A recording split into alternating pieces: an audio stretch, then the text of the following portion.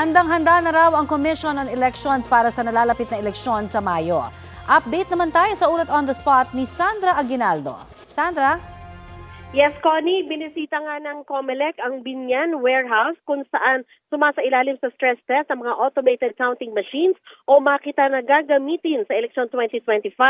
Sa warehouse, tuloy-tuloy ang andar ng mga ACM kung saan nasusubukan kung papalya ba ito kapag sinusubuan ng balota. Bawat batch ng delivery ay merong 5% na isinasalang sa stress test. Lahat naman ng makina ay sumasailalim sa hardware acceptance test kung saan tinitingnan kung kumpleto at gumagana ang bawat bahagi ng makina.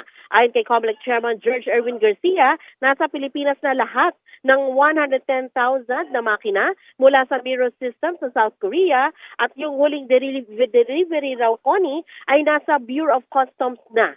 On schedule at masasabi raw na handa na raw ang COMELEC sa election 2025. At sa Sabado naman, Connie, magsasagawa ang COMELEC ng field testing kung saan ilang piling lugar sa Luzon, Visayas at Mindanao ang makakagamit ng makina at masusubukan ang pagtatransmit ng boto.